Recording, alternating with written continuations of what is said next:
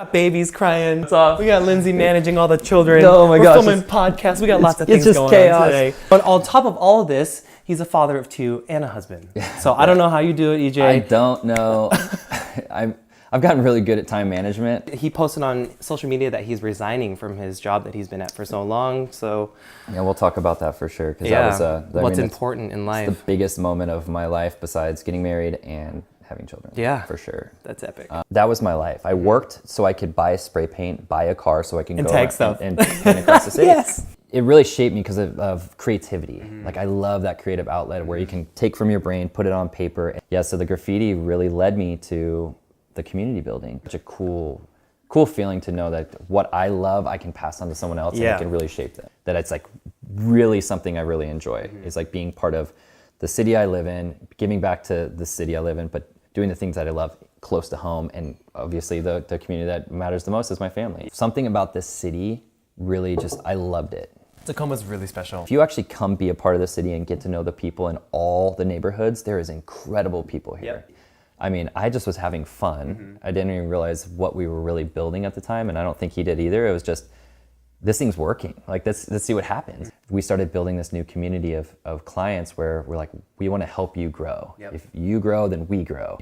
We have 32 people on staff. Like, so for me to resign, it had to have been something very, very big, close to me and personal, which was my family. Like, how many hours per year do you spend in traffic? So on average, 3 hours a day, which is 15 hours a week, times that by 252. If my math is right, it's like 780 hours a year.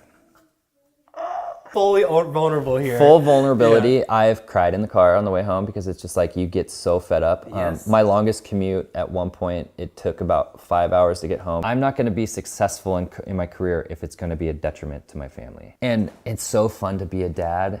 And I was leaving at 6:30 in the morning.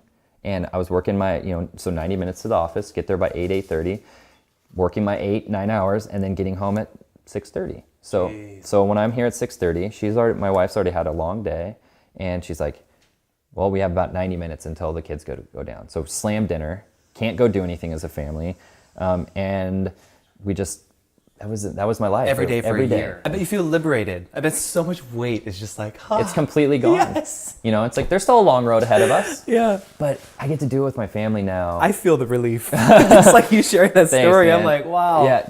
Community building to me has always started in your household. Yep. And whatever I do next, it's going to include my family. Yep. Whether I work for somebody or if I start my own thing, it's got to be my family included, and it's going to have to give me the time, and it's going to have to be close. Sorry, listeners, we got a little 12-week-old here. I love this though because these are the things it's raw. I haven't been able to do this. Yes. Like be home for this stuff, and it makes me super happy. I love that. The top three: mind, body, soul, is you. Like if I'm not right, I can't take care of my family, which are the most important. Then I can't take care of my friends, and then business and money should be the last two important things. But when you're right in these 5 equities, business and money flow. It's like take everything away. As long as I have my family, I'm happy. My friend Mike Smith, he's like, what's your legacy? And I couldn't answer the question. Now it is. I know what it is. And it's like being a man of my family and then the community and then making sure that people are just moving their lives forward. Perfect. I have it figured out finally. To have courage, you have to be vulnerable. Yes. And if you're not vulnerable, you will never have the courage. Like you just have to, the vulnerability is so true. And whatever, we're all battling something, and that's why we all have to be kind to each other. That's some real stuff right there. Yeah, you're welcome. It's not about the work that you're doing, it's about how you treat people. My advice for anybody that's like trying to make a big decision is just take your time and be real with yourself. Have a real honest conversation with yourself on like what it is. If you were to die tomorrow, would you have done everything that you think you should have up until that point? And if the answer is no, make your change. You will never be ready for it. I'm not ready for this, but I have to be ready for this. That's such a serious question to ask yourself. It is. Like so serious. And I got going on hikes, whatever brings your soul to fulfillment, like figure that out first, and then everything else follows.